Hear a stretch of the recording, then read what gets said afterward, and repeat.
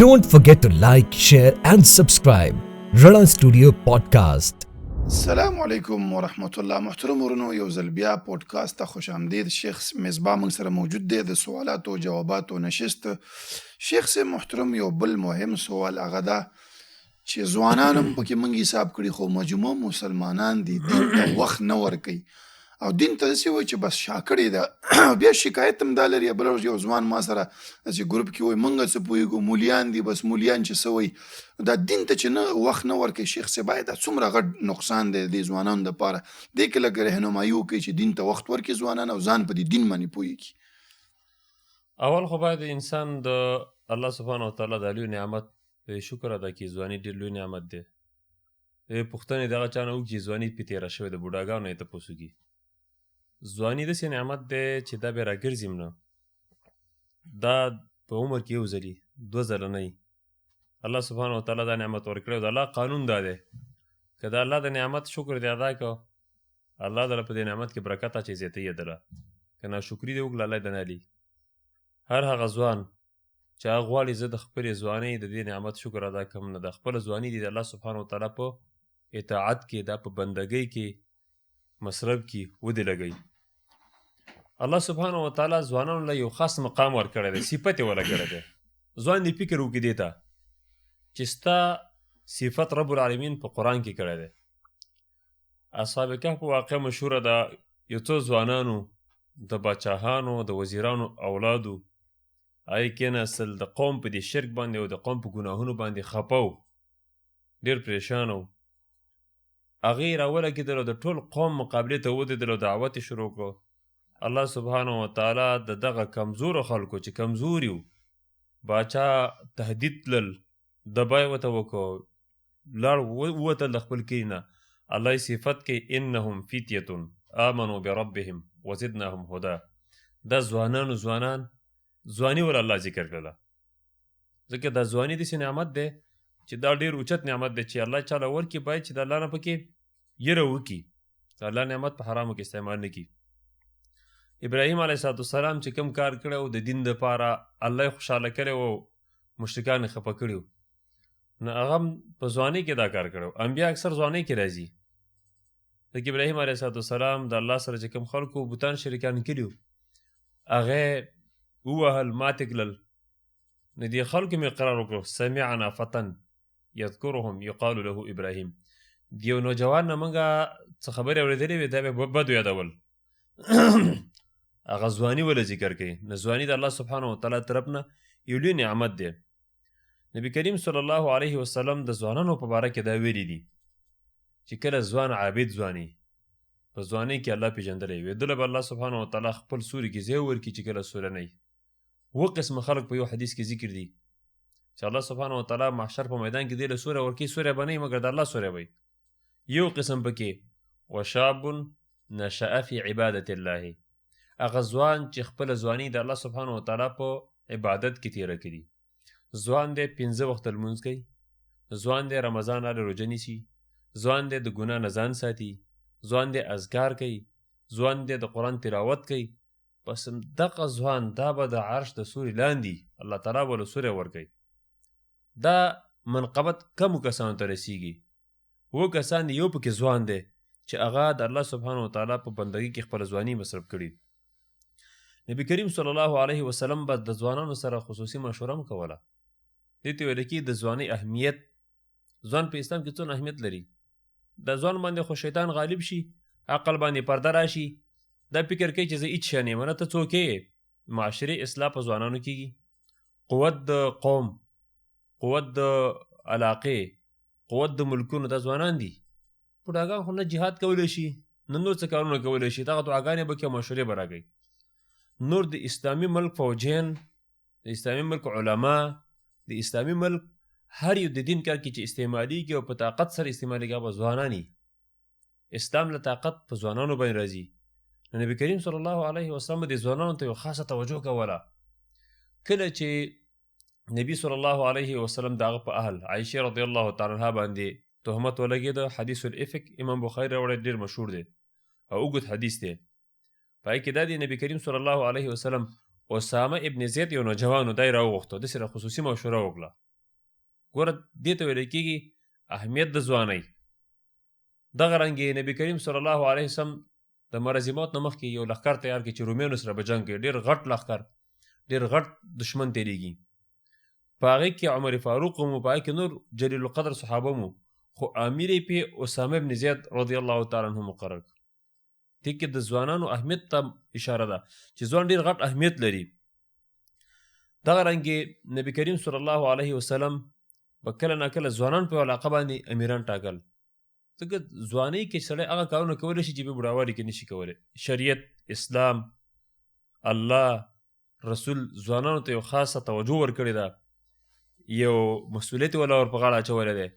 باید چې ځوان ځان وپېژني، ځان بې مسؤلیته پرېنږدي. دا ځواني د الله سبحانه وتعالی د نعمتونو یو لوی نعمت دی، او دا غنیمت دی، غنیمت الله درکړی غنیمت دی. نبي کریم صلی الله علیه وسلم دې باره کې ویلي دي چې 5 شیونه دا غنیمت وګڼه. په هغې کې یو وشبابک قبل حرمک، ځواني دې غنیمت وګڼه مخکې د بوډاوالي نه. بوډا به شي چې کوم کارونه تا په ځوانۍ کې کول هغه بیا نشي کولی. نو په دې ځوانۍ کې الله رضا کا، ښایسته ښایسته کارونه وکړه، ځان دین ته متوجه کړه. ځواني د نه عبث لاره نشي ګوره. د دې ځوانۍ باره کې تپوس کېږي. بل حدیث دی، صحیح حدیث دی، نبي کریم صلی الله علیه وسلم فرمایي په قیامت کې به د انسان د قدمونه د خپل ځای نه ونه خوځېږي تر دې چې 4 شیونو تپوس دې ونه شي. یو پکې الله تعالی تپوس کې د ځوانۍ باره کې، انسان تعالی ما ځواني درکړې وه، ته ځوانې، تا دا ځواني په څه شي کې مصرف کړې وه، ځواني په څه شي کې تېره کړې وه؟ په ګناهونو کې. ته به څه وته چې الله ما ځواني په څه شي کې تېره کړه؟ نو ای نوجوان مسلمانه، د اسلام زلمیه، تا نه به تپوس کېږي چې تا دا ځواني په څه شي کې تېره کړې ده. بیا به الله ته څه جواب کې؟ رب العالمین ته څوک دروغ هم نشي ویلی. دغه رنګې د نبي کریم صلی الله علیه وسلم ملګري اکثر، بلکې د اکثرو انبیاو ملګري هغه نوجوانان به وو. د دې وجې نه نوجوانان باید ځانونه وپېژني چې نوجوان څه کولی شي. باید نوجوان یو څو کارونه وکړي. په مسلمان زلمي باندې څو کارونه لازم دي چې دا وکړي.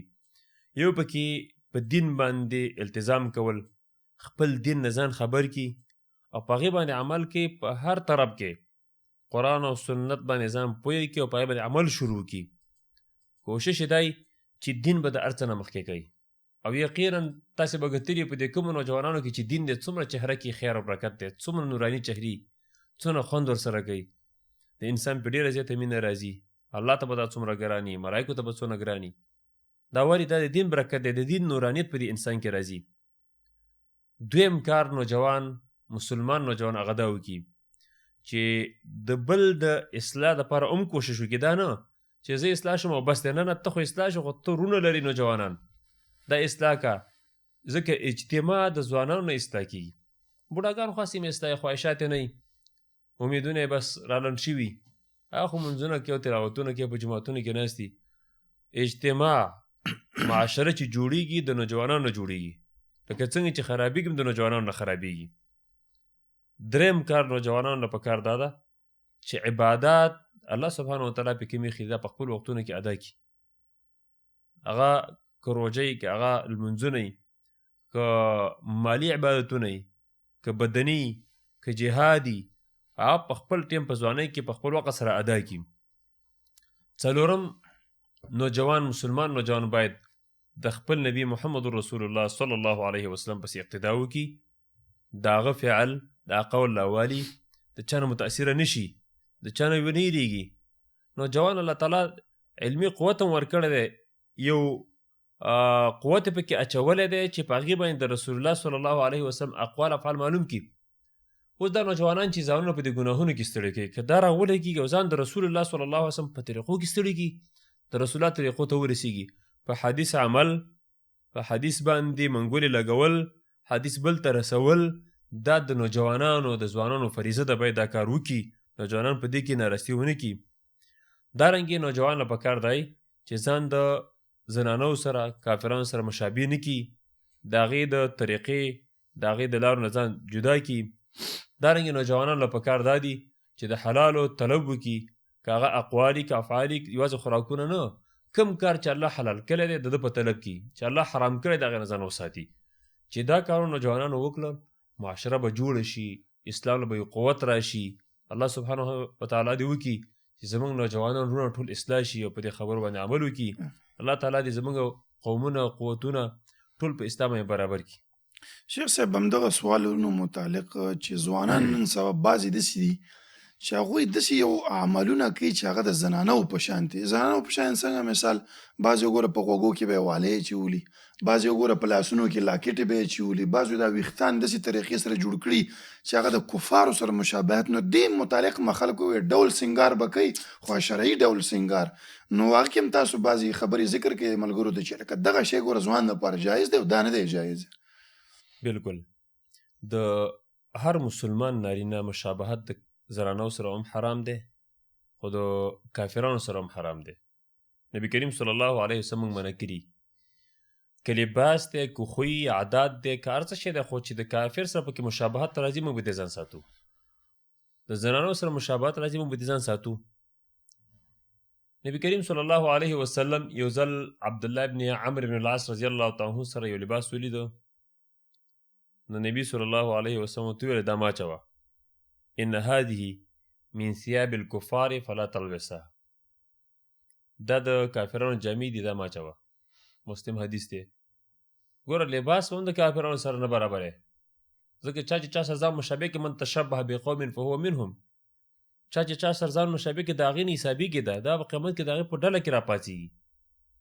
نو مسلمان ځوان نوجوان به د کافرانو سره هېڅکله ځان نه مشابه کوي. بعضې خلک د هغې دیني شعار دا دی په دې لاسونو کې یو بنګړی اچولی تور، دا د مسلمان شعار نه دی. مسلمان هغه صرف ساعت استعمالولی شي د ټایم دپاره، نه د ډول دپاره، ځکه دا ډولونه دا د زنانو دي. او هغه کم بنګړی چې دی هغه د غیر مسلمو شاعره ده. دارنګې ځان به چې دی د زنانو سره نه مشابه کوي. د زنانو د خلقت الله پیدا کړي دي، خو هغه نارینه ته په حسن کې نه رسیږي. الله سبحانه وتعالی نر دا ښایسته پیدا کړی د ښځې نه. تاسې وګورئ د زنانو پوزه دا په نتکۍ ښایسته کېږي، غوږونه یې په والو ښایسته کېږي، غاړه یې په امیل ښایسته کېږي، لاسونه یې په بنګړو ښایسته کېږي، نور ګریوان یې په نور زیوراتو ښایسته کېږي. دا د زنانو دپاره الله جایز کړي دي. نر نوجوان چې الله نر پیدا کړی دی دا به دې شی نه ځان ساتي، دا به نه کوي. هغه به د زنانو سره ځان نه مشابه کوي. نبی کریم صلی الله علیه وسلم لعنت ویلی دی په هغه نارینو باندې چې ځانونه د زنانو سره مشابه کوي، او لعنت یې ویلی دی په هغه زنانو باندې چې ځانونه د نارینو سره مشابه کوي. بس نر الله نر پیدا کړی دی، په خپل نرتوب ته خوشحاله شي. ګوره د نرتوب نه بل اوچت صفت نشته دی چې الله یو انسان نر پیدا کړي، نو ولې ځان د ښځو سره مشابه کوي؟ خبرې هم د ښځو په شان نه کوي. بعضې خلک یې د ښځو پېښې کوي، نرمې نرمې خبرې کوي په دې خاطر باندې چېرې خلک وغولئ راوغولئ. دا به نه کوي، نه به دوکه کوي چا سره، نه به مخامخ د ښځو په شانه خبرې کوي. دارنګې لباس هم د زنانو په شانه نه کوي. غاړه کې به میلونه هم نه، چې دا ټول حرام دي، زموږ شریعت یې منع کړې ده. نبی کریم صلی الله علیه وسلم په لعنت ویلی. یو انسان یو نوجوانه ته فکر وکړه، د الله رسول خیرې کړي دي، لعنت یې در باندې ویلی، ته څه فکر کوې د رسول الله خیرې نه قبلېږي؟ ضرور قبلېږي. نو چې ته ملعون انسان شي دا ښه ده، او که نه ته مرحوم انسان شي چې د الله په رحمت کې راشي دا ښه ده. داسې کارونه باید وکړو چې د الله سبحانه وتعالی په رحمت کې راشو، نه دا چې د الله سبحانه وتعالی په لعنت کې راشو. نوجوانانو وروڼو ته زموږ دا نصیحت دی چې په هېڅ شي کې ځان د زنانو سره د غیر مسلمو سره مه مشابه کوئ. زموږ د دین چې کومه حلیه ده، زموږ د دین چې کوم صورت موږ ته راښودلی دی، کوم لباس دی، دا ډېر ډولي دی، دا ډېر ښایسته دی. په دې باندې باید موږ ځان ډولي کړو، د کافرانو د زنانو د مشابهتونو نه ځان وساتو. شیخ صاحب بل د لوبو متعلق چې لوبې خو مونږ ویو چې دا جایز دی، لوبو کې خو څه مسله نشته، خو بعضې خلک مثال پر ټي وي کې ګوري لکه شپږ ګنټې کرکټ ته ناست دي یا فټبال ته هسې ناست دي، داسې اوقات لوبو ته یا خپله لوبه کوي خو په هغه باندې منځونه عبادتونه خرابوي. داسې لوبې به جایز وي؟ تاسو دې باره کې وضاحت وکړئ لوبو متعلق شیخ صاحب. دا ریاضیات چې دي لوبې کول دا اسلام منع کړي نه دي چې کله شرعي او محظور پکې نه وي. شرعي محظور دی کله ناکله بعضې خلک لوبې کوي خو په هغې کې ګوره د هغې عورتونه ښکاري، دا ناروا دي، دا به نه کوي. مؤمن به په هر څه کې د اسلام خیال ساتي، د اسلام د احکامو خیال به ساتي. نه که یو مسلمان نارینه زنانه لوبه کې او په هغې کې د عورات ښکاري نو دغه وله حرامه ده. که عورات یې نه ښکاري او شرعي محظور شرعي مانع دا پکې نه نو بیا لوبه جائز ده. خو البته لوبه په دونه کوي چې د بدن څونه ضرورت دی، یعنی ورزش په دومره کوي چې د بدن ورته څونه ضرورت دی. د مؤمنانو شان خو دا چې د بدن دا به همیشه دپاره کلکي ټیټ به مضبوط به دا به پیاده مظلم کوي، دا به منډې وایي. رسول الله صلی الله علیه وسلم د خپل ملګري ټول داسې ټریننګ شده تربیه کړي وو، همیشه دپاره به دې په ټریننګ کې اچول، هسې وخت یې په نه ځای کوه. منډه به یې ورکوله، اسونه به یې پې ځغلول، اوښان به یې پې ځغلول، داسې به یې پې منډې واللې، دارنګې نښې به یې پې ایښتللې. په دې نیت باندې به ته لوبه کوې چې بدن مې مضبوط دي چې د اسلام لپاره استعمال شم. د جهاد مقرره چې زه کلک یم، داسې نه چې یهودي را ایسار کړی یم او ما غربی او زه د یهودي چې دی جواب نشم کولی یا د بل کافر جواب نشم کولی. البته دا خبره قابل غور ده چې یو سړی لوبې کوي امونځ نه کوي او ماله جهاد څه وکړي. یو سړی لوبه کوي په قرآن نه ده خبره او ماله جهاد څه وکړي. دا بیا دروغ وایي چې زه لوبه کوم زه به تکړه شم. دا دروغ وایي. الله څخه دوکه نشي کولی. الله خو د نیت نه خبر دی، په دم خبردار دی. دغه رنګې بیا مسلمان یې مونځ هم کوي خو لوبې له دونه ټیم ورکړی دی چې د لوبې په ټیم کې اذان کېږي الله اکبر الله اکبر حي علی الصلاة حي علی الفلاح ویلی شي، دی خپله کرکټ ورته نه ودرئ. ته څه فکر کوې د ده د حي علی الصلاة د اواز سره ډېره مینه ده، د لمانځه سره ډېره مینه ده که د کرکټ سره؟ نه صبر کوه، 2 باره پاتې دي، 1 اوور پاتې دی. نوجوانان مسلمانان زموږ ورونه په دې یو مصیبت کې مبتلا دي. لوبې باید وکړو د خپل ضرورت په اندازه باندې، نه دا چې موږ پې دیني او فریضه ځایي کړو.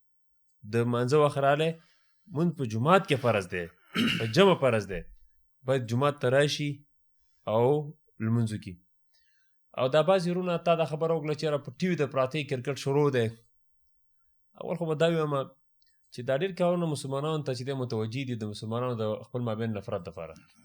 لکه دا ټي وي موږ وینو دا د کرکټونه دا چې کله هم شروع شي د مسلمانانو خپل مابین کې نفرت ډېر راځي. چېرته کافران سره یو بل ته کنځلې ونه کړلې دې نه خبر نه شو، خو البته دې نه خبرېږو که یو مسلمان یې وګټي دا بل ورته پیغورونه کوي، د بل ته پیغورونه کوي، او که دا بل یې وګټي هغه ته پیغورونه کوي. دغه شی روان دی. بیا دونه نفرتونه شي چې د یو بل په ناموس هم چې دی صبر نه کوي او د یو بل عزتونه لوټ کړي. بیا دې له دونه ټیم ورکول دا بالکل قطعا حرام کار دی. دې کې څه فایده ده چې زه ټي وي ته ناست یم او 2 ګنټې او 3 ګنټې ورته ناست یم؟ دې کې زما ته څه فایده ده سوا دې نه چې دماغ مې ستړي شو او خیر راته پکې راونه رسېده. او ښه متدینه خلک په دې کې اخته دي، علما هم پکې اخته دي، نوجوانان طبقه خو ټول تاسې ګورئ چې کله دا کرکټونه شروع شي جوماتونه شړي، بازارونه شړي، خلک ټول چې دی په کرکټونو باندې مبتلا وي. دا کار حرام دی. د دې وخت موږ نه الله تعالی تپوس کوي. بهترین نعمت چې الله سبحانه وتعالی موږ له راکړی یو پکې عمر دی. عمر که د عمر دی د الله سبحانه وتعالی په اطاعت کې مشغوله نه که تیر دی نه که الله تعالی به ته پیغور درکوي. جهنمین چې جهنم ته ولیږي سورت فاتر کې الله سبحانه وتعالی فرمایي نو دې به چغې جوړېږي یا الله موږ دې جهنم نه وباسي. الله به ته پیغور ورکوي. اولم نعمرکم ما یتذکر فیه من تذکر وجاءکم النذیر. آیا تاسې له ما دونه عمر نه درکړی چې چا پکې نصیحت اخیسته نه اخیستلی شي؟ ویرونکی نه و درغلی تاسې ته؟ قرآن نو درغلی؟ نبي نو درغلی؟ د نبي سنت نو درغلي؟ یو واعظ یو داعي یو عالم تاسې ته زما دین نو در رسولی؟ وجاءکم النذیر تاسې ته یو ویرونکی نه و درغلی؟ نو دا ستاسې دا چغې هېڅ فایده نه ورکوي. د دې عمر به الله سبحانه وتعالی تپوس کوي. باید چې د عمر قیمت قدر هغه موږ وپېژنو، د وخت قیمت قدر موږ وپېژنو. الله سبحانه وتعالی به جنتیانو ته دا وایي کلو واشربو هنیئا بما اسلفتم فی الایام الخالیه. خوراکونه کوئ، اسکا کوئ، مزې کوئ، ځکه کومې تېرې شوي ورځې چې وي که دا ورځې عمر دی که نه؟ عمر څه شي نه جوړ دی؟ سیکنډ، منټ، ساعت او داسې پسې شپه، ورځ، هفته، میاشت، کال او دا عمر دی. په دې تېرو شوو ورځو کې چې تاسې کوم اعمال کړي وو رالیږلي مو د هغې په وجه باندې نن مزې کوئ. د دې عمر په وجه الله رب العالمین یا موږ له جنت راکوي یا جهنم. باید چې عمر موږ ضایع نه کړو، ځکه د دې عمر به تپوس کېږي. ټولو مسلمانانو وروڼو ته زموږ دا خواست دی چې زما وروڼو مسلمانانو کوشش وکړئ د خپلو وروڼو په عباسیاتو کې مه تېروئ. بیا په دغه کرکټونو که کرکټ دی وکړو نو بدن ته یې پیدا راورسوله په ګټلو کې څه خیر دی. او بیا یو بل عرض هم دې سره کوم که چېرته د مسلمانانو خپل مابین کې چېرته لوبې شي مسابقې شي نو چې چا وګټله مبارک دی وله دا مې وه چېرې تا وګټله بس زه به چې د دښمني کوم ما وګټله ته به دښمني کوي یو بل ته کنځلې نفرتونه دا کار دا د اسلام د مسلمانانو د قومونو په مخالفت دی د دې ضرر ډېر دی او پیدا بیخي نشته دی. الله سبحانه وتعالی زموږ او ستاسې معاشره اصلاح کړي.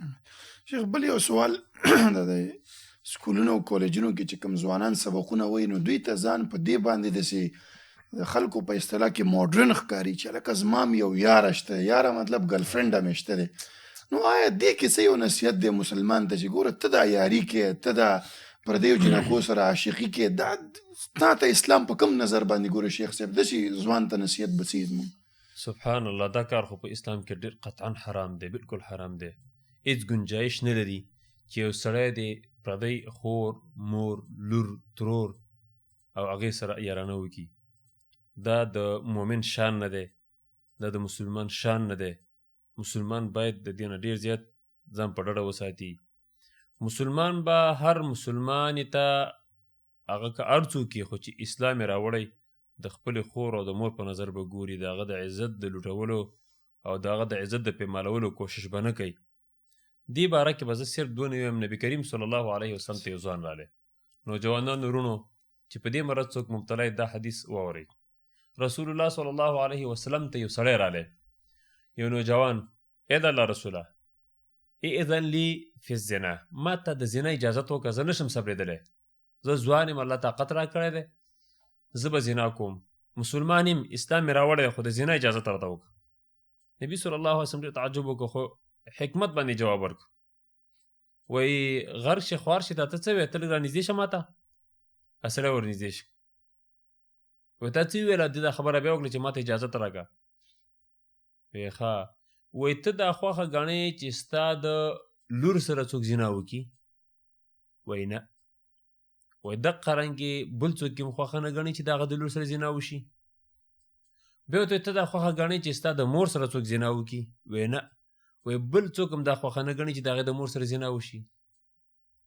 وایي ته دا خوښه ګڼې چې ستا د خور سره څوک زنا وکړي وایي نه وایي دا زه خوښه نه ګڼم.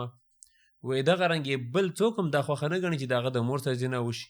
بیا یې ورته ترور یاده کړه دا په چا چې خفه کېده دی ورته یاد لرل هغه ته اوس ته فکر وکړه ته چې چا سره زنا کې دا به د چا موري یا به د چا خوري یا به د چا تروري یا به د چا لوري څنګه چې ته پې خفه کېږې که هغه خبر شي هغه هم پې خفه کېږي که نه نو یو نوجوان دی دې ته وګوري که نه که چیرې دا ته چې چا سره یارانه کوې که دقه شانه ستا خور یا هغې سره څوک یارانه کوي ته خوښ ګڼې د مؤمن شان دا دی چې ځان دپاره څه غواړي او بل دپاره هم غواړي ځان دپاره څه بد ګڼي او بل مسلمان دپاره هم بد ګڼي. او دا خبره د امام شافعي رحمه الله خاص کر نوجوانانو وروڼو دې ته متوجه شي. حدیث کې هم دا راغلی دی عفو تعفو نساؤکم تاسې ځانونه پاک دامنه وساتئ د چا خور و مور لور ته په بد نظر مه ګورئ نو ستاسې زنانه هغه به پاکې پاتې شي. دې خبرې ته امام شافعي رحمه الله هم اشاره کړې ده چې ځانونه پاک کړئ نو ښځې هم پاکې شي او ګوره که دا زنا کې واقع شوی زنا یوازې د عمل نه بلکې د سترګو زنا ګتل د خوله زنا د هغه سره خبرې کول غوږونه زنا د هغې خبرې اورېدل دا ټول دا زناګانې دي خو دا بې لارې دي غټې زنا ته. امام شافعي رحمه الله وی ان الزنا دینون فان اقرضته کان الوفا من اهل بیتک فاعلمي زنا دا قرض دی قرض که دا قرض دی وکړه دا به ستا د کور نه پوره کېږي ته به خبر نه ته به د بل چا د خور سره تعلق ساتي شاید بل څوک ستا د خور سره تعلق ساتي پټه ته به د بل چا د مور سره تعلق ساتي شاید ستا د مور سره بل څوک تعلق ساتي دا قرض دی قرض دا قرض ته نه پاتې کېږي. ابن ابي الدنيا رحمه الله یو ناشنا واقع ذکر کړې ده و یو نوجوان هغه په سفر ته کور کې یوه خور او یې پلار و پلار یې بوډا او کمزوری پروت و یې پلار یې ورته نصیحت وکړو چې بچیه مزدورۍ له ځې په سفر ځې خو د خپلې خور د عفت خیال دې ساته. نوجوان حیران شه چې د پلار مې ماته عجیبه خبره وکړه خور مې دلته په کور کې پاتې کېږي او زه سفر باندې ځم ما ته چې تی خیال ساته خو پلار و چې ورته ونه ویله ووته. پېښه دا شوه دا سړی په خپله بوډا دی د دې نه مخکې یو مشکي به هغې اوبه راوړلې ټک ټک بیا وکړه دروازه کې به یې لوښي ډک کړل هغه به ته یو ورځ د پلار په کور کې د کټ کې پروت دی ټک ټک وشو دا جنې ورغله لوښي ورول نو دې مشکي چې دا اوبه دې لوښي کې واچولې مشکې طرف ته کېښوده او دا د جنې نه یې غاړه واخیستله چپې ته یې واخیسته نور یې هېڅ هم ورته ونه ویله خپل مشکې راواخیسته ولاړ دې پلار یې د هر څه په سترګو ولیدل پاڅېدی نه شي کمزوری دی بس غلی شه دې کې زوی رالی زوی ته یې ویله بچي وایه څه کارونه دې کړي دي هغه ورته انکار وکړي چې شی هم نه دي کړي نه وایي خامخا پردۍ خور لور ته به یې څه ضرر رسولی اول انکار کوه به یې ویله وایي بس داسې په یو ځای کې روان وم یوه جنۍ وه خوښه مې شوه غاړې مې ترې واخیسته چپه مې ترې واخیسته نو دې پلار ورته مقه قصه وکړه بچي وایي تا چې هلته څه وکړه مقه ستا د خور سره دلته وشو که چېرته تا د دې نه لږ اخوا قدم اخیستلی وی مقه به ستا د خور سره هم کېدلی